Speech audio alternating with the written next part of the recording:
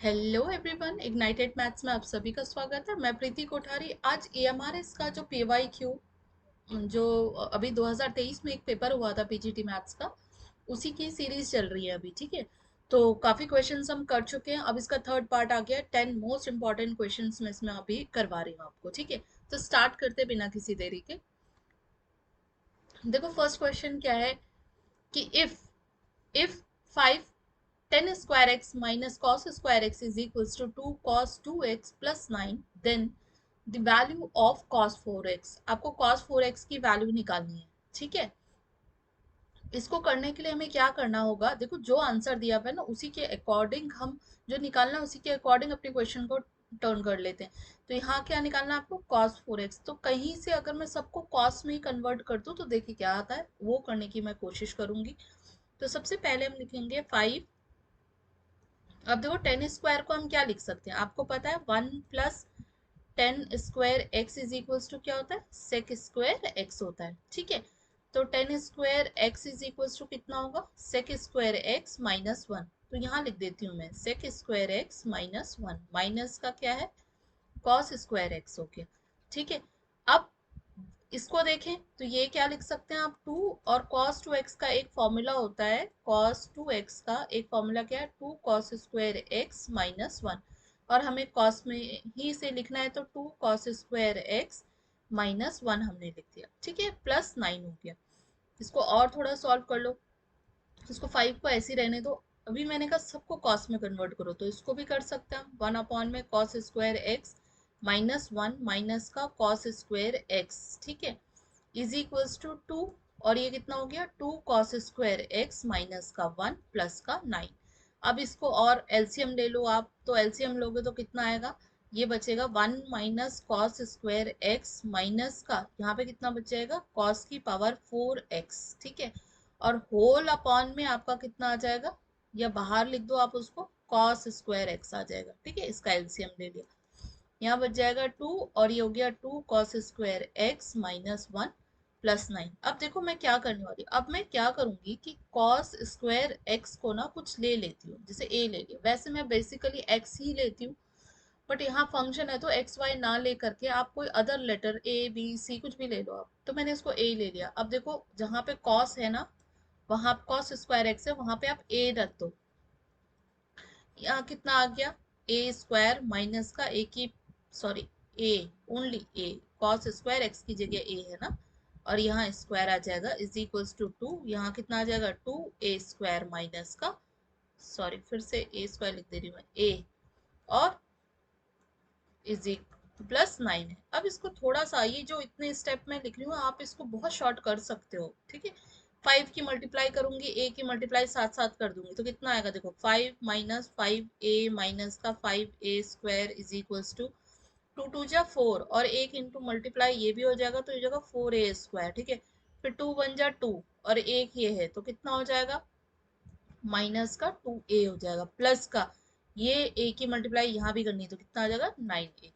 अब क्या करो, सबको एक तरफ लिख दो। जैसे मैं क्या करूंगी, इन सबको इस साइड लेकर के चलती हूँ, तो कितना हो जाएगा? 4 ए स्क्वायर माइनस का, इसको थोड़ा सॉल्व करके लिख लो तो कितना लिख सकते हैं हम? शॉर्ट में लिख दें तो प्लस का 7 ए लिख सकते हैं।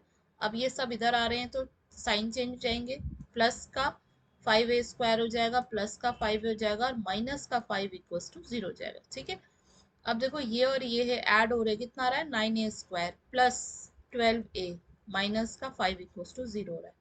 ठीक है, अब अगर हम आगे देखें तो आगे हम इसमें क्या लिख सकते हैं? अब इसको आप, ये क्वाड्रेटिक बन गई है, आप इस क्वाड्रेटिक को सॉल्व कर दोगे तो आपका आंसर आ जाएगा। अब देखो क्वाड्रेटिक को सॉल्व कर लो, कितना आ रहा है? ये है 9 ए स्क्वायर प्लस का 12 ए है माइनस का 5 इक्वल्स टू 0 है। 12, इस 5 और 9 को आप लिखोगे तो कितना हो जाएगा? 5 इंटू 3 इंटू 3, तो 3 5 जब 15 माइनस 3 कर लो, तो 9 ए स्क्वायर प्लस 15 ए माइनस का 3 ए। ठीक है, और माइनस का 5 इक्वल्स टू 0। तो आप कॉमन लेंगे तो 3 ए कॉमन आ जाएगा, अंदर कितना बचेगा? 3 ए। ठीक है, प्लस 5, 3 5 जब 15 माइनस का 1 कॉमन ले लो, तो 3 प्लस 5 यहाँ पे भी बच गया इक्वल्स टू 0। अब आगे देखते हैं कि हम इसे क्या कर सकते हैं। तो देखो इसमें क्या होगा, एक तो हो जाएगा इसमें 3a-1 एक ब्रैकेट बनेगा, और एक बनेगा हमारे पास 3a+5। क्या बोला आपको, 3a-1, एक बनेगा 3a+5 इक्वल्स टू 0। तो आप देख रहे हो a की वैल्यू 1/3 कॉमा माइनस का 5/3 आ रही है इतनी। अब आपने देखा कि ये a क्या था, a बेसिकली था हमारे पास क्या, कॉस स्क्वायर एक्स। ये देख रहे हैं आप, कॉस स्क्वायर एक्स ए है। तो इनमें से कौन सी वैल्यू होगी, तो देखो स्क्वायरिंग का अपना एक नेचर होता है कि कभी नेगेटिव नहीं देगा स्क्वायर करने के बाद किसी भी नंबर का, ये इसकी कैरेक्टरिस्टिक होती है। तो ये तो कभी भी नहीं होगा, इसका मतलब ये आंसर हमारा गलत है। आंसर कौन सा होगा, 1/3। इसका मतलब इस ए की वैल्यू कितनी हो गई, 1/3। अगर आपका ए निकल के आ गया है तो अब क्वेश्चन बहुत ही आसानी से हो जाएगा। अब देखो क्या करना है इसमें, हमें पता है cos 2x कितना होता है। देखो cos 2x कितना बताया था आपको, 2 cos स्क्वायर x -1। अभी आपका cos स्क्वायर x की वैल्यू 1/3 आई, जो आया 2/3 माइनस का 1, तो 3 1 जा 3, कितना आएगा -1/3, सॉल्व करके आएगा। अब आपको निकालना क्या था, cos 4x निकालना है, तो हम क्या लिख सकते हैं, cos 2 इंटू 2x लिख सकते हैं, ठीक है। तो cos 2 इंटू 2x कितना हो जाएगा, इसको हम लिखेंगे 2 cos स्क्वायर 2x माइनस का 1, सिंपल सा। अब अब देखो 2 cos स्क्वायर 2x है ये, और आपको सिर्फ cos 2x की वैल्यू पता है, तो आप लिख दो cos 2x की वैल्यू -1/3, उसका होल स्क्वायर कर दो, -1 कर दो। तो यहाँ से कितना आएगा, ये आएगा 1/9। तो 2/9 आ जाएगा माइनस का 1। आप इसे सब्ट्रैक्ट करोगे तो आपका बहुत आराम से -7/9 आ रहा है। अब आप ये चेक करो कि क्या आपका आंसर आपके ऑप्शन में है या नहीं, ठीक है। अगर है तो आप टिक कर लो, और नहीं है तो दोबारा से सॉल्व करो, राइट। तो -7/9 इज द राइट आंसर। ये हो गया, ठीक है, ये हमारा कंप्लीट हो गया। Next question, if x is equals to 2 sin theta minus का sin 2 theta and y is equals to 2 cos theta minus का cos 2 थीटा, देन आपको d2y/dx2 निकालना है, ठीक है। तो अगर ये हुआ तो क्या करेंगे, अब देखो dx/d थीटा निकालो। सबसे पहले काम तो यही करेंगे ना, क्योंकि आपको पता है ये आपको जो है ये सारा कॉन्सेप्ट आपको क्लास 12th में मिल जाएगा, पर बेसिक कॉन्सेप्ट उसमें रहता है। आपको इतना आसानी से अगर 12th के क्वेश्चंस करोगे आप तो आपको बेस क्लियर हो जाएगा, उसे करना बहुत ज़रूरी है, लेकिन अच्छे क्वेश्चंस को प्रैक्टिस करना भी ज़रूरी है। देखो अब हम इसका dx/d थीटा निकालते हैं, तो कितना आएगा, ये आएगा हमारे पास 2 cos थीटा माइनस का 2 cos 2 थीटा, ठीक है, ये आएगा। फिर वापस से हम क्या निकाल देंगे, dy/d थीटा निकाल दो, तो कितना आएगा, माइनस का 2 sin थीटा और प्लस का 2 sin 2 थीटा आ जाएगा। समझ आया। अब आप क्या करो, dy, अब आप क्या करो dy/dx निकाल दो, तो वो आएगा हमारे पास कितना, माइनस का 2 sin थीटा प्लस का 2 sin 2 थीटा, और अपॉन में हमारे पास कितना आ जाएगा, 2 cos थीटा माइनस का 2 cos 2 थीटा आ जाएगा। समझ आ रहा है। अब 2 से 2 वैसे कॉमन निकाल के करते हैं, पर अभी हम ये कर सकते हैं क्योंकि है ना, इतना हमें पता है कॉमन इसमें से 2 आएगा, फिर 2 आएगा, देन कैंसिल होता है।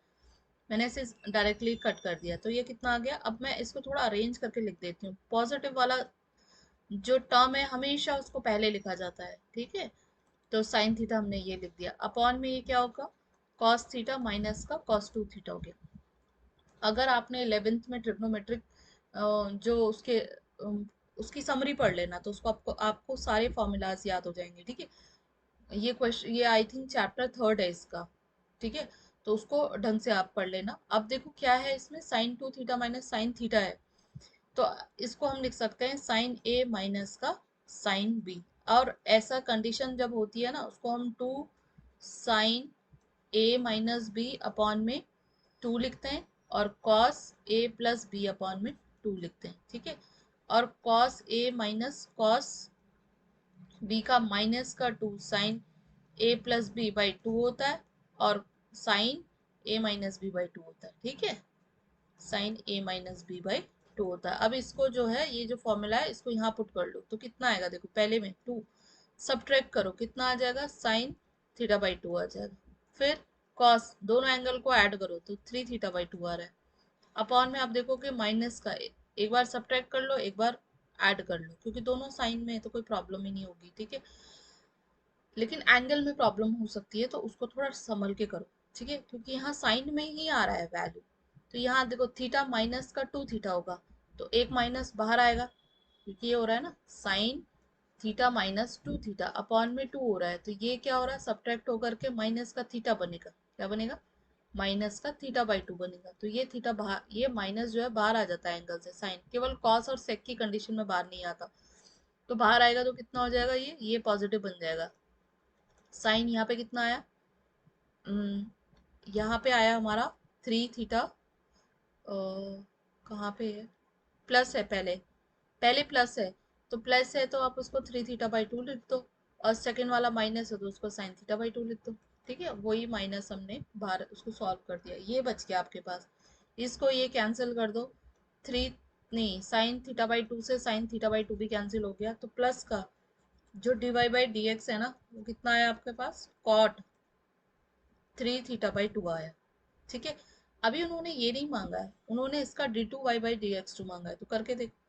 तो ये हो जाएगा d2y/dx2। अब देखो जो पैरामीटर्स हैं इसके, यहाँ पे इसका जो इंडिपेंडेंट पैरामीटर है वो x है, और पूछ क्या रहा है, और यहाँ पे जो इसका होना चाहिए था इंडिपेंडेंट पैरामीटर, वो कितना है आपके पास, थीटा है, तो दोनों गड़बड़ है। समझ आ रही है।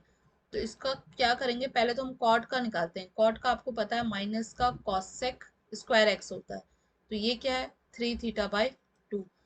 फिर x का भी होता है, लेकिन यहाँ पे क्या होगा, इस पूरे का d/dx होगा, ठीक है। तो d/dx होगा तो 3/2 बाहर आ जाएगा, ये d θ/dx आएगा। अब ये वैल्यू कहाँ से रखे, ये है हमारे पास वैल्यू, ठीक है, रेसिप्रोकल करके रख सकते हो। तो ये कितना आएगा, माइनस का कॉसेक स्क्वायर 3 θ/2 आएगा, इंटू 3/2 आएगा, इंटू 1 अपॉन में क्या आ जाएगा, 2 cos θ माइनस का 2 cos 2 θ आ जाएगा। समझ आ रही बात। तो यही आपका आंसर है। अब लेकिन आंसर को थोड़ा सा सिंप्लीफाई करना पड़ेगा, क्योंकि उसने d2y/dx2 की वैल्यू जो है किसी पॉइंट पे मांगी, किसी इसके जो है θ = π पे मांगी है। अब रखो, देखो θ = पाई रखो, अगर आप पाई रखोगे ना यहाँ पे, इसी वाली कंडीशन में देख लो, तो हम कहाँ साइड में थोड़ा सा मैं आपको बता देती हूँ कि हम इसकी वैल्यूज कैसे निकालते हैं। और ये आप किसी भी एंगल के लिए निकाल सकते हो। अगर आपको वो 0, 30, 45, 60 और 90 की वैल्यूज पता है ना, तो आप किसी भी एंगल की वैल्यू निकाल सकते हो, ठीक है। अब जैसे ये लिखा है इन्होंने, क्या, कॉसेक, हम स्क्वायर को भी छोड़ देते हैं, अभी 3 θ/2 लिखा है, उसने कहा थीटा की जगह कॉसेक 3 पाई रखो, π/2 रखो। अब देखो ये इसका तो मुझे वैल्यू नहीं पता, तो मैं क्या करूंगी, मुझे पता है किसकी, इसमें इसकी जगह अगर मैं 3 π/2 की जगह अगर मैं क्या लिखूं, अगर मैं इसकी जगह पाई प्लस π/2 रखूं, तो मुझे इसकी वैल्यू पता है। अब आपको पता है ये आपके पास पाई होता है, पाई में कोई चीज ऐड होगी तो वो थर्ड क्वाड्रेंट में आएगा। यहाँ पे कॉसेक हो चाहे कोई और हो, 10 cot पॉजिटिव होता, बाकी सब नेगेटिव, तो ये माइनस का आएगा, ठीक है, माइनस का कॉसेक, क्योंकि पाई नो चेंज है, कॉसेक आएगा π/2। आपको पता है साइन π/2 1 होता है, कॉसेक भी कितना होगा, 1 होगा, तो इसकी वैल्यू कितनी होगी, -1। तो मैं इसकी जगह पे क्या रख दूं, -1 का, और स्क्वायर था इसका तो हमने वही रख दिया, 3/2 एज इट इज रख दो, इंटू। अब कॉस का देखते, तो देखो कॉस पाई की वैल्यू सबको पता होगी, कॉस पाई की वैल्यू कितनी होती है, -1 होती है, ठीक है। अब देखना भी है आपको, तो कॉस पाई की वैल्यू वैसे तो याद ही कर लो, और नहीं तो अगेन मैंने कहा अगर आपको 90 तक सब पता है तो आप कर सकते हो। देखो क्या होता है, ये होता है कॉस पाई लिख रही हूँ तो मैं π/2 प्लस π/2 लिख सकती हूँ। अब आपको पता है π/2 जो होता है वो चेंजेबल फंक्शन है, उसमें कुछ ऐड कर रहे हो तो वो सेकंड क्वाड्रेंट में आ जाएगा। जब सेकंड क्वाड्रेंट में आएगा तो कॉस नेगेटिव होता है, माइनस का आया, और ये साइन में कन्वर्ट हो गया π/2, इसकी वैल्यू कितनी हो गई, 1। समझ आ रहा है। तो ये -1 मैंने लिख दिया था। अब इसका भी देख लेते हैं, क्या है, cos 2 पाई की, cos 2 पाई मीन्स क्या होगा, अगेन देखो cos 2 पाई को मैं और क्या लिख सकती हूँ, तो मैं लिख सकती हूँ cos पाई प्लस पाई लिख सकती हूँ। अगेन आप ये बनाओ, क्वाड्रेंट बनाओ इसके, और यहाँ पे पाई है तो ये थर्ड क्वाड्रेंट में आ रहा है, अगेन cos नेगेटिव होगा। लेकिन अब नो चेंज की कंडीशन होती है पाई, नो चेंज है तो इसका मतलब cos cos ही रहेगा, पाई हो जाएगा। अभी आपने cos पाई की वैल्यू निकाली, कितनी निकाली, -1, तो इसका मतलब ये +1 होती है इसकी वैल्यू, तो कितना हो गया, 2 इंटू +1 हो गया। अब इसी को आपको सॉल्व करना है, तो देखो यहाँ से क्या आया, ये तो 1 -1 ही आ रहा है, तो -1 रख दो, इंटू 3/2 रख दो, इंटू 1 में। अब देखो क्या है यहाँ पे, माइनस का 2 और माइनस का 2 है, तो इसको थोड़ा और सिंप्लीफाई करो और देखो कि क्या वैल्यू आ सकती है ना। ये मैं हर एक चीज की साइन कैसे लगाना है इसलिए, क्योंकि अदरवाइज ये बहुत जल्दी हो जाता है ये क्वेश्चन। ठीक है, ये कितना हो जाएगा, 3/2 माइनस में होगा, इंटू 1 में, -2 कॉमन ले लो तो अंदर भी कितना बचेगा, 2 ही बचेगा। समझ आ रही, इस माइनस से ये माइनस भी कैंसिल हो गया, तो 3/8 आपका आंसर है, लास्ट ऑप्शन। समझ आया। अब देखो एक और रिक्वेस्ट भी है, मैं एक जो है आपको, आप कमेंट में डालिएगा कि आपको और क्या चाहिए, ये हमारा इसके ही मैं प्रिपरेशन करवाने की कोशिश करूंगी, और यही कॉन्सेप्ट आपके लिए ना केवी पीजीटी के लिए भी काम आएगा। ठीक है, अब देखो, the straight line whose sum of intercepts on the axis is equal to half of the product of the intercept passes through the point। वो कह रहे हैं कि आपको क्या करनी है, the straight line whose sum, आपको एक पहले तो एक स्ट्रेट लाइन बनानी है और उसके इंटरसेप्ट के बारे में बात कर रहा है, तो हमें पता है ये ए होता है, ये बी होता है, ठीक है। और इसके लिए इंटरसेप्ट फॉर्म होती है x/a plus y/b is equal to 1 होती है। अब वो कह क्या रहे हैं कि जो इसका सम है ना, इंटरसेप्ट का जो सम है वो उसके प्रोडक्ट का हाफ है, तो लिख दो कि इसके जो इंटरसेप्ट का सम है उसके प्रोडक्ट का हाफ है। ठीक है, तो आपको वो बोल रहा है कि ये लाइन किस पॉइंट से पास होते हुए जाएगी। आपको पता है इन्फिनेटिव पॉइंट्स हैं जिससे मिल करके ये लाइन बनी है, लेकिन आपको वो पॉइंट बताना है कि जिससे ये पास होते हुए जाए। आप सारे पॉइंट्स तो नहीं निकाल सकते हो ना, ना उसने इंटरसेप्ट की वैल्यू दे रखी है, कुछ भी नहीं दे रखा, तो कैसे निकालेंगे वो देखते हैं। आप क्या करो, सबको ए बी से डिवाइड कर दो। ठीक है, ए बी से मैंने डिवाइड किया तो आपको ए से ए कैंसिल, बी से बी कैंसिल, ए बी से ए बी कैंसिल, कितना आ गया, 1/b plus 1/a is equal to 1/2। मैं क्या कर रही हूँ, जो कंडीशन उसने दी है उसको इंटरसेप्ट फॉर्म में ही कन्वर्ट कर रही हूँ। 2 की मल्टीप्लाई सबसे कर दो, या हाँ दोनों साइड 2 की मल्टीप्लाई कर दो, तो कितना हो जाएगा, 2/b plus 2/a is equal to 1, यही आएगा। यही हमारी इंटरसेप्ट फॉर्म आ गई ना, इसको मैं करेक्ट करके लिख लूँ तो 2/a plus 2/b is equal to 1। तो देखो यही एक्स वाई तो वो मांग रहा था, वो हमारा आ गया 2 2। कौन सा हो गया question, option number second. Fourth देखते हैं, देखो, to consecutive sides of a parallelogram are 2x plus y equals to 0 and x plus y equals to 0 if the equation of the diagonal is this, then the other diagonal passes through the point। देखो ये question बहुत बार ये आता है और बहुत अच्छा question है, इसमें ऐसा नहीं कि बहुत ही टफ होगा, ये नहीं है, कुछ भी टफ नहीं। पैरेललोग्राम आप एक रेक्टेंगल भी बना सकते थे, मुझे जो सही लगा मैंने वो बना दिया। ठीक है, कोई भी फिगर बना दो आप इसके लिए जिसमें कि अपोजिट साइड पैरेलल हो, जो डायगोनल्स हो वो आपको पता है बाइसेक्ट करते हैं, बाइसेक्ट टू ईच अदर, कुछ चीजें आपको पता होनी चाहिए ना।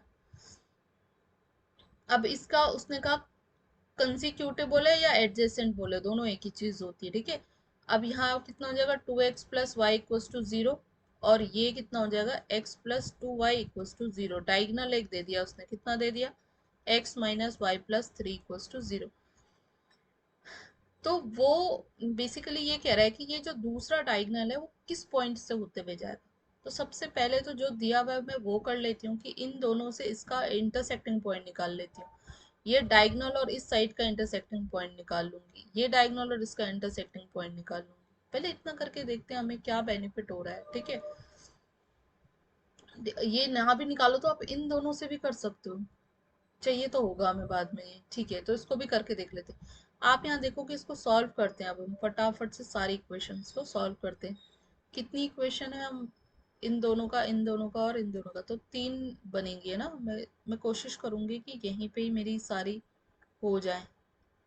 ठीक है, अब देखो, यहाँ पे करते हैं सबसे पहले। तो आप ये है 2x plus Y equals to 0 है, दूसरा क्या है x plus 2y equals to 0 है। आप इसको सॉल्व करोगे तो क्या बैलेंस करना पड़ेगा, इसको किसी एक को बैलेंस करते हो। तो मैंने इसको 4 कर दिया, इसको 2 कर दिया, ठीक है। अब सब्ट्रैक्ट कर रहे हैं तो यहाँ आ रहा है 3x और यहाँ आ रहा है 0, तो सिंपली x इक्वल्स टू 0 आ रहा है। जब x 0 है तो y भी 0 होगा, समझ आई। अब देखो इसमें नेक्स्ट वाले में, इसका मतलब 0,0 इसके पॉइंट हो गए। अब नेक्स्ट है आपके पास x plus 2y equals to 0। एक तो ये वाली ले लेते हैं, एक ये ले लेते हैं। x माइनस का y प्लस का 3 इक्वल्स टू 0 ले लेती हूँ, ठीक है। अब आप देखो क्या करें, हम इसका साइन चेंज कर देते हैं। माइनस ये है प्लस, ये है माइनस, ये कट गया, ये कितना आया 3y, माइनस का ये कितना आएगा 3 इक्वल्स टू 0। तो y इज इक्वल्स टू 1 आ रहा है, आएगा। तो y 1 आ रहा है, अब x पे रखो देखो। तो कितना आएगा x plus 2 is equals to 0, 1 रखा मैंने, तो x is equals to minus का 2 आ रहा है। हमने इस वाले इक्वेशन में रख दी वैल्यू, ठीक है। तो ये आया। अब देखो ये ढंग से रखना है, x आ रहा है -2 और y आ रहा है 1। अब दूसरा डायगोनल देखते हैं इसका, और ये जो डायगोनल है इसको कंडीशन करके देखते हैं, ठीक है। 2x plus Y equals to 0 है, दूसरा है x, अरे यार ये है x माइनस का y प्लस का 3 इक्वल्स टू 0 है। अब देखो वैसे तो ये यहाँ पे हो रहे हैं, इनको ऐड करके ही हो रहा है, तो ऐड ही कर लेते हैं इसको। ये आ गया 3x प्लस 3 इक्वल्स टू 0, तो x इज इक्वल्स टू -1 आ रहा है, राइट। अब आप इस x की वैल्यू यहाँ पुट कर लो, तो माइनस का 2 प्लस का y इक्वल्स टू 0 आ रहा है, तो y इज इक्वल्स टू 2 आ रहा है। ढंग से रखेंगे, अब -1 और 2 आ रहा है, ठीक है। अब देखो हमने कहा कि ये एक पैरेललोग्राम है, तो इसके डायगोनल बाइसेक्ट करेंगे। जब डायगोनल बाइसेक्ट करेंगे तो डायगोनल बाइसेक्ट करेंगे और दो कोऑर्डिनेट्स ऑलरेडी गिवन है, तो यहाँ के पॉइंट्स निकाल सकते हो, आप आराम से निकाल सकते हो। इसका नाम मैं m दे देती हूँ, ठीक है। तो कोऑर्डिनेट्स ऑफ पॉइंट m क्या है, इसके कोऑर्डिनेट्स देखो कितना हो जाएगा, दोनों को सम करते हैं ना, तो -2 प्लस नहीं सॉरी -2, सीधे -1 ही लिख देती मैं। -2 -1 अपॉन में 2, कॉमा 1 प्लस 2 अपॉन में, या 2 प्लस 1 अपॉन में 2, कुछ भी कर लो। ये हो गया, ये कितना आ रहा है माइनस का 3/2 बन रहा है, और ये 3/2 बन रहा है, ठीक है। ये कोऑर्डिनेट्स हमारे बन गए हैं। अब हमें ये देखना है माइनस का 3/2 और 3/2, ठीक है। ये मिड पॉइंट्स बन गए आपके।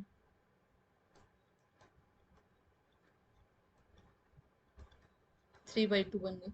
अब उन्होंने ये कहा कि ये ये डायगोनल किस पॉइंट से होते हुए जाएगा, या तो इसका मतलब पहले आपको इसकी इक्वेशन निकालनी पड़ेगी, ठीक है।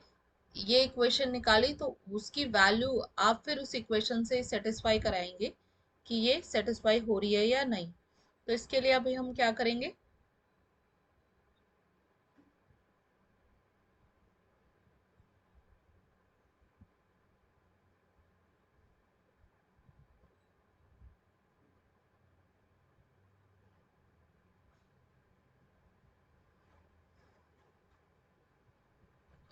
देखो ये पॉइंट आ गया। अब क्या करते हैं, अब करेंगे हम, इसको ले लो, अब हम यहाँ पे लिख देते हैं, ये लाइन हमारी ये आ गई है, ठीक है। क्या है लाइन, d और m आ गए हैं। d के कोऑर्डिनेट्स 0,0, m के कोऑर्डिनेट्स -3/2 3/2। इसको ले लो x1, इसको ले लो y1, इसको ले लो x2, इसको ले लो y2। अब आपको पता है 2 पॉइंट फॉर्म ऑफ लाइन है ना, जो लाइन 2 पॉइंट से गुजरती है उस लाइन की इक्वेशन क्या बोल रही हूँ मैं, 2 पॉइंट फॉर्म ऑफ लाइन। ये सबको पता होनी चाहिए, क्लास 11th का ये क्या है, y minus y one is equals to y2 minus y one upon में x2 माइनस x1, और ये होता है x माइनस x1, समझ आया। तो y1 कितना है 0 है, ये लिखेंगे y2 माइनस वाई वन, मतलब 3/2 आ जाएगा, अपॉन में माइनस का 3/2 आ जाएगा, समझ आ रही। और यहाँ पे कितना है देखो, यहाँ पे आपके पास x -0 है, ठीक है, हो गया। अब अब आप ये एक और चीज देखोगे, तो यहाँ क्या आना चाहिए था, ये से ये कैंसिल हो रहा है, but x, sorry, x is equals to y is equals to minus का x आ रहा है, माइनस का x आ रहा है, ठीक है, y is equals to minus का x आ रहा है। तो यही आपकी इक्वेशन होगी। अब देखो, y is equals to minus x, मतलब अगर आप किसमें ऐसा है कि x आपका 2 है, हाँ ठीक है, तो ये फर्स्ट ऑप्शन इसका करेक्ट होगा। ठीक हो क्या? बाकी देख लेना, अगर हमने कोई सिंबल गलत रख दिया हो तो एक बार क्रॉस चेक भी कर लेना, नहीं तो यही इसकी कंडीशन होगी। क्यों, अब सारे पॉइंट्स रख करके देखो, और पॉइंट्स रख करके देखो जो पॉइंट इसमें सेटिस्फाई कर रहा है, तो मेरे हिसाब से तो यही सेटिस्फाई कर रहा है, ठीक है, तो that one is your right. अब देखो नेक्स्ट क्वेश्चन, देखो a triangle P Q R is inscribed in the circle और सर्किल गिवन है। सबसे पहले एक ट्राइंगल को इंस्क्राइब कर दो किसमें, ये एक सर्किल है, इंस्क्राइब का मतलब होता है उस सर्किल के अंदर वो ट्राइंगल है। अ ट्राइंगल इज इंस्क्राइब्ड, कभी कभी होता है अ circle is inscribed in the triangle, तो ऐसी कंडीशन में सर्किल अंदर बनेगा। अभी क्या बोला, स्टेटमेंट उसने लिखा अ ट्राइंगल इज, ट्राइंगल अंदर है किसके, सर्किल के अंदर है, तो आपको वो बना देते हैं, बना के दिखा देते हैं हम। अरे ये हो गया, इसका नाम रख दो आप कितना, पी क्यू आर, कहीं पे भी कुछ भी रख सकते हो, ऐसा कुछ नहीं है कि ऐसे ही रखना है आपको, मैंने ऐसे लिख दिया। अब लिख रहा है if Q and R have coordinates, Q and R मतलब ये क्यू है, क्यू कितना है, क्यू 3,4 है, जो पहले आता है रिस्पेक्टिवली, मतलब क्रम से, ठीक है, जिस क्रम से नाम दिए उसी क्रम से पॉइंट भी है, तो माइनस का 4,3 होता है। हो गया, क्यू एन आर दिए हुए हैं, वो कह रहा है एंगल क्यू पी आर निकालना है, एंगल क्यू पी आर आपको ये निकालना है, बाकी कुछ नहीं दिया हुआ है। तो ऐसी कंडीशन में क्या करना है, सबसे पहले तो आप ये सेंटर बना दो। अब सेंटर यहाँ से निकलेगा ना, सेंटर के लिए, और रेडियस तो यहीं से निकलेगा, आपको पता है x माइनस एच का whole square plus y minus k का whole square is equals to r square, this is the standard form of circle. तो यहाँ h और k कुछ दिख रहा है आपको, नहीं है, तो 0 0 होंगे, तो इसका मतलब इस सेंटर के जो पॉइंट है ना, वो सेंटर के पॉइंट 0,0 है। हो गया, और इसकी जो रेडियस है ना, रेडियस, इसकी रेडियस कितनी होगी, आर है इसकी रेडियस, ठीक है, ये यहीं पे लिखना है, यहीं लिख दो, आर है इसकी रेडियस। सेंटर को कुछ मान लेते, पी मान लेते, नहीं पी तो है ऑलरेडी ना, के मान लेते हैं, या कुछ भी लिख देना, सी मान लो। तो हमने एक पॉइंट लिख दिया। अब वो कह रहा है आपको कि ये एंगल निकालना है, तो अगर कहीं से मेरे पास ये वाला एंगल आ जाए ना, ये वाला,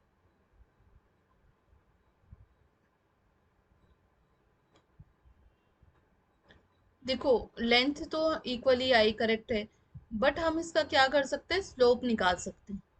दूरी तो, जैसे अगर मैंने कोई एंगल बनाया है ये, इसकी ये वाली लेंथ तो किसी और एंगल इससे भी तो ये वाली लेंथ तो इक्वल हो सकती है ना, ये लेंथ है इसकी, ये तो इक्वल हो सकती है, लेकिन स्लोप तो दोनों का डिफरेंट है, इसका अलग है, इसका अलग है। तो वैसे ही मैं क्या करूंगी, मुझे जब लेंथ इक्वल दिखी तो ऐसे में तो एंगल निकालना बहुत मुश्किल है, तो मैं क्या करूंगी, अब मैं इन दोनों का स्लोप निकालूंगी, क्योंकि हमें पता है, देखो एक लाइन हमारे पास ये है, इसका क्या है ये है आपके पास क्यू के, एक लाइन ये हो गई क्यू के, जैसे क्यू का है 3,4, और ये कितना है 0,0 है, वैसे ही एक नेक्स्ट आता है, कितना, ये है आपके पास आर और के, आर है -4,3, और ये है 0,0, तो आप क्या करो, दोनों का स्लोप निकाल दो, स्लोप मतलब इसका m1 निकालो, इसका m2 निकालो, देखते हैं कितना आएगा। हमें पता है m1 इज इक्वल टू, या किसी का भी जो स्लोप होता है वो होता है y2 minus y1 upon x2 minus x1, तो आप इसको ले लो x1 y1, इसको ले लो x2 y2, ठीक है, तो आप कर लो, 0 में से 3 सब्ट्रैक्ट करो, 0 में से 4, तो -4 आ गया, अपॉन में -3 आ रहा है, वैसे ही m2 डायरेक्टली कर लूंगी अब मैं, तो कितना आ रहा है, माइनस का 3 अपॉन में प्लस का 4। ठीक है, तो आप ये देखो कि हमारे पास एक m1 ही आ रहा है। अब दोनों की मल्टीप्लाई करके देखती हूँ मैं, m1 इंटू m2 करूंगी मैं, तो कितना आ रहा है m1 into m2, 4/3 into minus का 3/4। देखो कैंसिल हो रहे, कितना आ रहा है, -1। और आपको ये एक प्रॉपर्टी है कि अगर m1 इंटू m2 आपका -1 आए, तो वो जो दोनों लाइनें होंगी वो परपेंडिकुलर होंगी। अगर वो परपेंडिकुलर है, अगर वो क्या है, परपेंडिकुलर है, सॉरी ये तो सब मिट गया, अगर वो परपेंडिकुलर है तो ये 90 डिग्री का एंगल बनाएगा। ये कितना बनाएगा, 90 डिग्री का एंगल बनाएगा। जब ये 90 डिग्री का एंगल होगा, इसका मतलब एंगल क्यू के आर जो है वो 90 डिग्री है। तो एंगल क्यू पी आर कितना होगा, 90/2, दैट वन इज 45 डिग्री होगा। राइट, नेक्स्ट क्वेश्चन देखो, द नंबर ऑफ, हाँ तो ऑप्शन कौन सा करेक्ट होगा, π/2 होगा, 90। राइट, अब है the number of circles that can be drawn touching all the lines this and this. बहुत इजी क्वेश्चन था, आपको केवल क्या करना था कि एक तो ये ड्रॉ कर लो, जो कि बाद में आप रब भी कर सकते हो। ये एक्सिस है तो इसका नाम यहाँ पे प्रॉपर देना पड़ेगा, क्योंकि लाइनें हम बहुत सारी ड्रॉ करने वाले, कंफ्यूजन हो जाएगा कि कौन क्या है। अब देखो क्या है नेक्स्ट, कि इसकी इक्वेशन आपने ड्रॉ करनी है ना, तो मैं क्या करती हूँ, जो सिंपल सा इक्वेशन ड्रॉ करने का मेरा तरीका है, क्या करो, मैं क्या सभी, आई थिंक आप लोग भी ऐसे ही करते होंगे कि एक बार x को 0 रख दो तो y आपका -2 आ रहा है। ठीक है, x को 0 रखा, y -2 आ रहा है, ये हो गया x 0 y -2। फिर दूसरा देखो, आप y को 0 रख दो तो x कितना आएगा, तो x आपका 2 आ रहा है। ठीक है, x आपका ये है, x आपका 2 आ रहा है जब y 0 है। तो इन दोनों को अब आप क्या करो, ज्वाइन कर दो। तो एक लाइन की इक्वेशन तो ये हो गई। इस लाइन को L1 ले लो, ये आपका L1 है, L2 है और L3 है। ठीक है, फिर दूसरी लाइन को देखो, अब इसमें क्या करो, ये है y = x+3। अब y को 0 रखो तो x कितना आ रहा है, x+3, x -3 आ रहा है। ठीक है, x -3 आ रहा है, ये है, तो थोड़ा दूर लिख देती हूँ, ये x -3 और 0 y 0। फिर दूसरा इसके लिए y, x को 0 रखो तो y 3 आ रहा है, तो y 3 हम थोड़ा सा यहाँ लिख देते हैं। ठीक है, y 3 पॉजिटिव का। अब इन दोनों को भी ज्वाइन कर लो। ठीक है, ये है आपका L2। अब L3 ड्रॉ कर लेते हैं, तो L3 के लिए क्या है, 2x + 3y = 4 है। x 0 रखो तो y कितना आ रहा है, y आ रहा है आपका कितना, y = आ रहा है 4/3, मतलब 1.3 कर लो आप, 333 या 1.4 कर लो। ठीक है, तो 1.4, x 0 है, जब x 0 है तो ये यहाँ कहीं आएगा, x 0 है तो ये कितना आ रहा है, यहाँ पे 4/3 लिख दो, इसको क्या लिख दो, 4/3 लिख दो। ठीक है, अब दूसरा देखते हैं, y को 0 रख दो तो x आपका 2 आ रहा है, y को 0 तो x आपका कितना आ रहा है, 2 आ रहा है। तो देखो x आपका 2 आ रहा है, मतलब यही वाला पॉइंट है वो। अब इसको ऐसे कर लो, ड्रॉ हो गया। जब ये बना तो अब देखो क्या है, ये एक ऐसे बना है, एक ऐसे बना है, और एक जो है ऐसे बना हुआ है। अब आप देखो इसके कितने पार्ट्स हो सकते हैं, कितने जगह आप सर्किल बना सकते हो जो तीनों लाइनों को टच करे। तो एक तो इस साइड बना सकती हूँ ना मैं, ये जो तीनों लाइनों को टच करे, एक इस साइड बना सकती हूँ जो तीनों लाइनों को टच करे। बन सकता है, टच करना मतलब टेंजेंट, आप ये सोच लो कि टेंजेंट बने तीनों तरफ से, इसको टच करा लेना। तो केवल दो ही कंडीशन है, इसके अलावा तो ये कहीं बन ही नहीं सकता, तो इसका टू आंसर करेक्ट हो जाएगा। ठीक है, नेक्स्ट देखते हैं, if a vertex of a triangle is 1 1 and the midpoint of a sides through the vertex are this and this, then the centroid of the triangle, right। तो आप क्या करो, पहले तो देख लो कि उसने क्या क्या पॉइंट और कैसे कैसे पॉइंट दिए हुए हैं।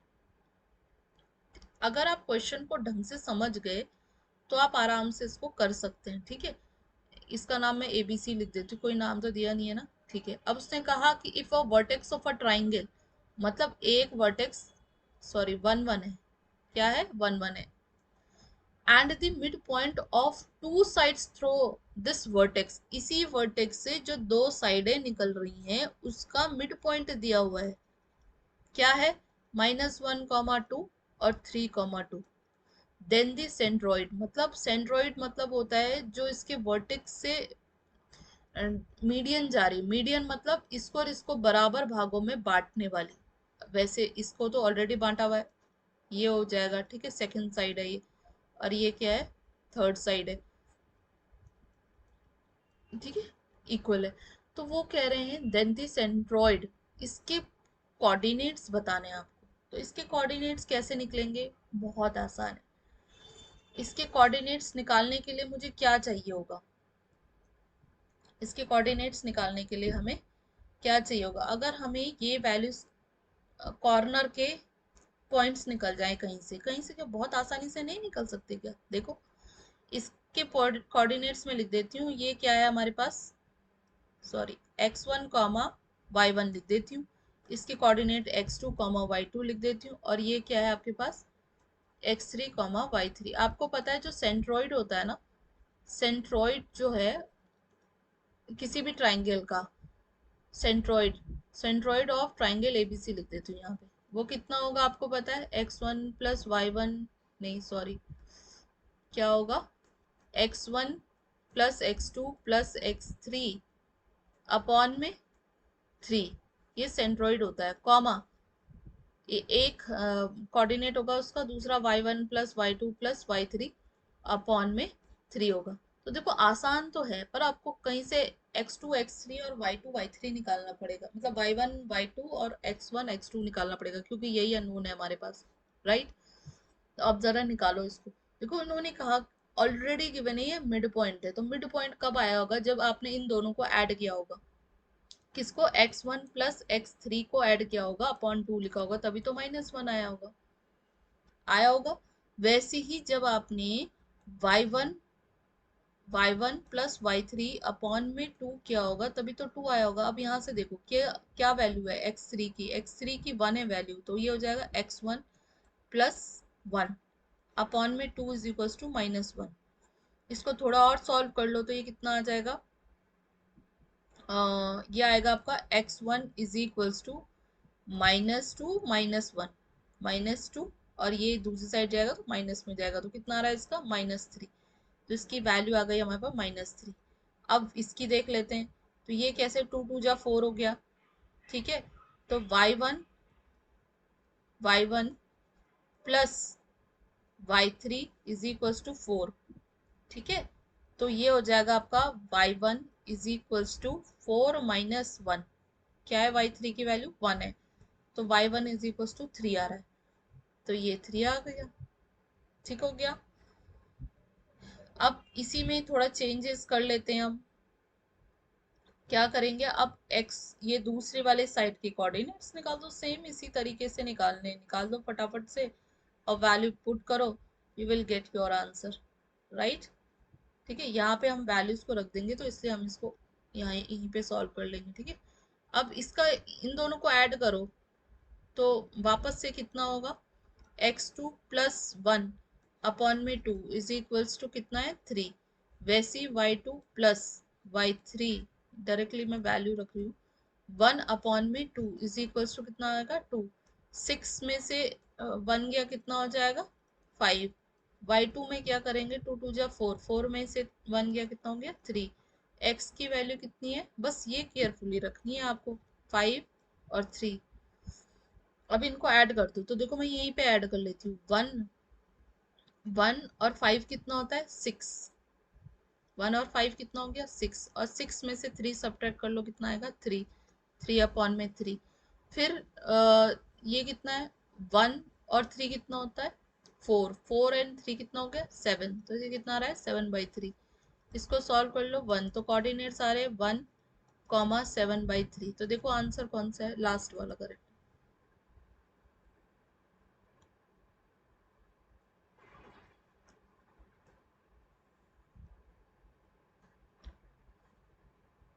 देखो नेक्स्ट क्वेश्चन है, the domain of sine inverse log base 3 x/3 is, इसका डोमेन बताना है। तो आप सबसे पहले क्या करो, देखो हमें पता है जो साइन थीटा होती है ना, उसकी रेंज 1 से लेकर के -1 से लेकर के 1 होती है। सपोजिंगली ये sine theta is equals to x है, तो थीटा इज इक्वल्स टू कितना हो जाएगा, साइन इनवर्स एक्स हो जाएगा। तो इस x की भी जो रेंज होगी, वो x की रेंज कितनी है इस टाइम पे भी, 1 से -1 ही होगी। ठीक है, अब ये जो x है ना, यहाँ सिर्फ x नहीं है हमारे पास, इसका मतलब हर चीज की फॉर फंक्शन, गिवन फंक्शन के लिए भी रेंज यही होगी। x/3 की का जो वैल्यू है, इसके लिए भी रेंज क्या होगी, वो -1 से 1 ही होगी। ठीक है, अब हमें पता है, देखो log a x is equal to कितना होता है, b। तो x इज इक्वल टू कितना होगा, a की पावर b होगा, ये बेस होता है ना, और इसकी पावर b, यही तो x आता है। ठीक है, वैसे ही हम यहाँ पे भी करने वाले, इसलिए मैंने आपको ये करवाया। ठीक है, तो ऐसी कंडीशन में दोनों को साथ करना है, दोनों को साथ भी कर सकते हो आप। ठीक है, तो आप इसमें अगर मैं देखूं, देखो यहाँ से x निकालना है ना आपको, वही तो डोमेन है, x निकालो बस आप इसको सॉल्व करके। तो कैसे कर सकते हैं हम, यहाँ बेस मैंने आपको क्या कहा, इसको x/3 लिख दो, x/3 लिखा, तो ये जो बेस है ना, ये बेस कहाँ जाएगा, ये यहाँ पे जाएगा, 3 की पावर 1 हो जाएगा, होगा, ये क्या हो जाएगा, 3 की पावर 1 हो जाएगा, ये कितना हो जाएगा, 3 की पावर -1 हो जाएगा। और अब हम क्या करने वाले हैं, x है, ठीक है, अब हम इसमें 3 की मल्टीप्लाई भी कर दो साथ साथ, साइन इनवर्स इंटू 3, 3 की मल्टीप्लाई कराइए, बेस हट जाएगा, यहाँ पे भी 3 की मल्टीप्लाई कर दो, तो ये कितना आ रहा है, x जो आ रहा है हमारे पास कितना आ रहा है, लोअर रेंज इसकी 1 आ रही है, अपर रेंज इसकी 9 आ रही है। तो देखो कहीं पे अगर है तो वही आपका डोमेन हो जाएगा, तो इसका डोमेन क्या हो जाएगा, 1 और 9 हो जाएगा। समझ आ रहा है आप, सिर्फ आपको ये पता होना चाहिए था कि हम इसको कैसे सॉल्व करते। तो ये जो बेस है ना, बेस, बेस दूसरे का भी, जब दूसरी साइड इसको नॉर्मल लिखते हैं तो ये बेस ही बनता है, इसीलिए इसको बेस ही पढ़ते हैं, बेस की power b is equal to x, ये वाली वैल्यू आती है। ठीक हो गया, तो इसका डोमेन हमारा 1 to 9 आ गया है। नेक्स्ट देखो अब, कि two integers are selected at random from the set 1 2 3 4 till 11, given that the sum of selected number is even, the conditional probability that both the number are even। अब उन्होंने एक set, supposedly ए एक set ले रही हूँ मैं, 1 2 3 so on, कहाँ तक है, 11 तक है। ठीक है, अब इसमें ये कह रहे हैं इवन होने की, उसका सम इवन होना है, इवन नंबर नहीं लेने, of selected number is, sum of selected number is even। तो क्या कंडीशन हो सकती, देखो जब दो ऑड नंबर हो ना, दो ऑड नंबर हो, तो उन दो नंबर का सम क्या होता है, जैसे 3 ले लिया मैंने, 3 ले लिया मैंने, ऑड नंबर है, इनका सम हमेशा इवन नंबर आता है। तो दो कंडीशन बनती है किसके लिए, sum of numbers, sum of numbers is even, is equals to क्या होगा, कि जो सम निकालना है, तो दो ही कंडीशन हमने कहा होती है सम निकालने की, क्या होती है, पहली कंडीशन होती है आपकी, फर्स्ट कंडीशन है both the numbers are odd,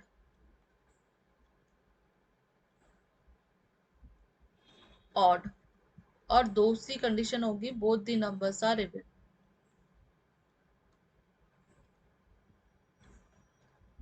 are even, दो ही कंडीशन तो होती है।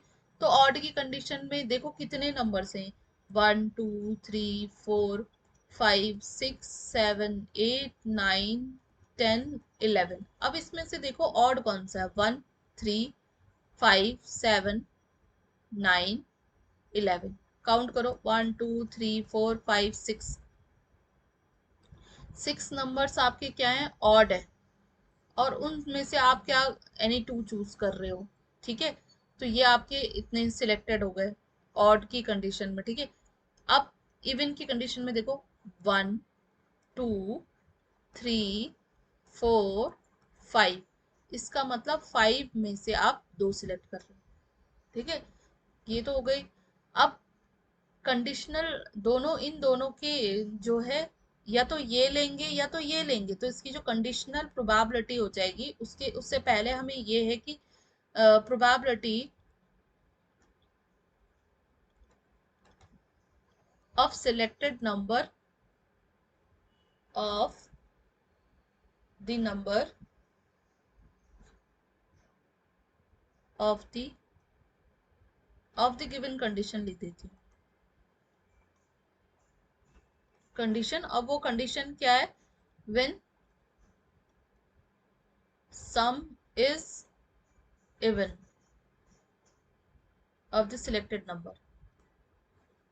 ठीक है, उसका सम जो है वो कितना है आपका, वो सम आपका इवन आना चाहिए। ठीक है, तो उसकी कंडीशन में प्रोबेबिलिटी कितनी हो जाएगी वो हम निकालेंगे। कंडीशनल, अभी तो नंबर है ओनली, टोटल नंबर, सॉरी यार क्या लिख रही हूँ,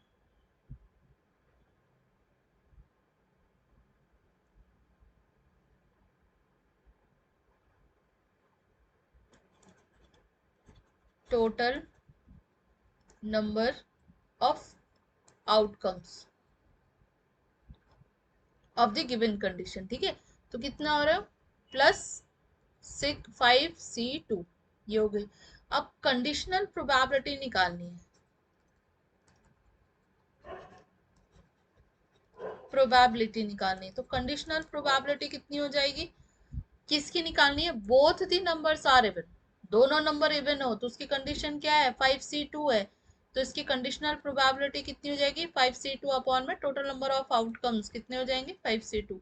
देखो कितना आ रहा है, ये आता है आपका सॉल्व करके 5 फैक्टोरियल अपॉन में, इसको बाद में सॉल्व करेंगे, कितना आएगा, 5 फैक्टोरियल अपॉन में, 5 में से 2 गया, 3 फैक्टोरियल और इंटू 2 फैक्टोरियल इंटू 1 अपॉन में क्या है, इसको सॉल्व करो अगेन से, तो अगेन सॉल्व करूंगी तो 6 फैक्टोरियल अपॉन में, 6 में से 2 गया, 4 फैक्टोरियल और 2 फैक्टोरियल प्लस 5 फैक्टोरियल अपॉन में वही 2 फैक्टोरियल इंटू 3 फैक्टोरियल, ये होगा।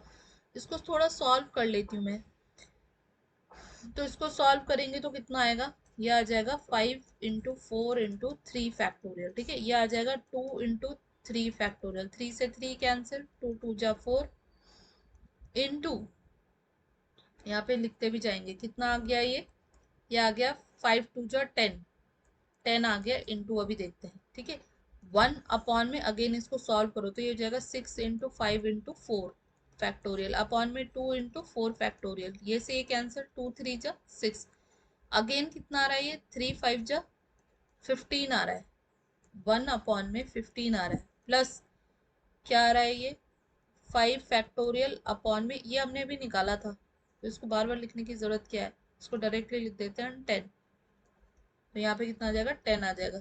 इसको थोड़ा और सॉल्व करो तो 10 अपॉन में ये कितना आ रहा है, 25, तो 5 2 जा 10, 5 5 जा 25, देखो 2/5 इसका करेक्ट आंसर होगा। ठीक हो गया। नेक्स्ट लास्ट क्वेश्चन है, ये कह रहे हैं the general solution of the differential equation. अब आप मेरी एक बात याद रखना, आपको कोई भी, अगर आपने कोई कॉम्पिटेटिव एग्जाम की बुक ली हुई है, डिफरेंशियल इक्वेशन का चैप्टर खोलेंगे, उसमें 12th में आई थिंक ये शॉर्ट फॉर्म नहीं दे रखी, पर किसी भी डिफरेंट जो आपके पास कॉम्पिटेटिव एग्जाम की बुक होगी उसमें ये दिया हुआ है शॉर्ट फॉर्म्स की, जो ये होता है ना आपके पास, देखो क्या, ये आपकी डिफरेंशियल इक्वेशन है, एक्स डी वाई माइनस का y d x is equals to x square plus y square d y. आप इसको डिनोमिनेटर में लेके जाएंगे ना, तो एक्स डी वाई माइनस का वाई डी एक्स है अपॉन में x square plus y square. ठीक है, ये होगा इज इक्वल टू, यहाँ क्या बच गया, डी वाई। अब मैं कह रही हूँ इसको हम टेन इनवर्स हम इसको वाई अपॉन एक्स लिख सकते हैं। अब देखो मुझे कैसे पता चला, हम इसको करते हैं, 10 इनवर्स वाई अपॉन एक्स लिखा आपने, इसका डी बाई डी एक्स निकालो तो क्या लिखेंगे आप, 1/1 प्लस वाई अपॉन एक्स का होल स्क्वायर लिखेंगे, फिर डी बाई डी एक्स निकलता है किसका, वाई अपॉन एक्स का। तो आप इसको सॉल्व करो थोड़ा तो ये आ जाएगा एक्स स्क्वायर अपॉन में x square plus y square, इसका करेंगे तो आपको पता है एक्स को छोड़ करके डी वाई माइनस का वाई को छोड़ करके डी एक्स अपॉन में कितना आता है, मतलब d y by d x होता है। अगर मैं आपको पूरा करना सिखाऊं तो d y by d x ये भी ये होता है। ठीक है, और अपॉन में कितना हो जाएगा, अपॉन में एक्स स्क्वायर होता है। ठीक है, एक्स स्क्वायर से एक्स स्क्वायर कैंसिल, इसको थोड़ा सॉल्व करो तो एक्स डी वाई, क्योंकि इससे ये भी कैंसिल, ये यहाँ मल्टीप्लाई हो जाएगा तो वाई डी एक्स कितना बचा, ये बच गया आपके पास, अपॉन में डी एक्स बच गया। ठीक है, और ये भी है आपका x square plus y square तो बाहर से चल ही रहा है। अब क्या था ये डी बाई, ये किसका था, d by d x of tan inverse y upon x का था ये वैल्यू। तो डी एक्स से डी एक्स भी कैंसिल कर दो, इसको शॉर्ट में हम d tan inverse y by x लिखते हैं। तो ये तो हमने करा ना, आपको उस बुक में या फिर मैं देखती हूँ मैं ही आपको पूरे के पूरे लिखवा दूंगी, वो शॉर्ट फॉर्म आप डायरेक्टली याद कर लो। अब मैं इतना ना करती, मैं इसको मुझे याद था तो मैं इसको d tan inverse y by x लिखती, तो देखो मेरे को कोई भी टाइम नहीं लगा, नहीं तो आप सोचते रह जाओगे कि किसकी वैल्यू क्या लिखे हम। ठीक है, अब देखो ये हो गया, ये डी है सॉरी, और ये कितना है डी वाई है। अब इसका इंटीग्रेशन कर दो दोनों साइड, तो ये इंटीग्रेशन क्या करता है, इस डी को इस इंटीग्रेशन से काट देता है, तो कितना बच गया, tan inverse y by x बच गया। यहाँ कितना आएगा वाई, प्लस आपको पता है सब इंडेफिनिट चल रहे हैं तो सी लगेगा इसमें। अब आप इसे वाई बाई एक्स लिख सकते हो, दूसरे को टेन को दूसरी साइड ले जाओगे तो वाई प्लस सी लग जाएगा। अब देखो इतना तो क्लियर हो गया, ये हो सकता है या ये हो सकता है, ये तो कैंसिल ही हो गए। इन दोनों में से भी क्या होगा वो देखते हैं, y is equal to X ten Y plus C होगा। अब देखो कहाँ पे x, तो ये वाला फर्स्ट वाला क्वेश्चन ऑप्शन। तो देखो सारे क्वेश्चंस हो गए आज के 10 question. Thank you so much. Comment ज़रूर करें अगर आपको लगता है कि बेनिफिशियल है वीडियो, आपको और क्या क्या चीज़ें मैं बताऊं। वैसे मैं अपनी वीडियोस में बहुत सारे क्वेश्चंस करवाने वाली हूँ, not only the EMRS question paper, मैं बहुत सारी जो मेरे पास जितनी बुक्स हैं मैं उनके सारे क्वेश्चंस कराने की कोशिश करूंगी। तो इन मेरी जो है ये जो इग्नाइटेड मैथ्स है इसके साथ बने रहिएगा। Okay, thank you so much everyone.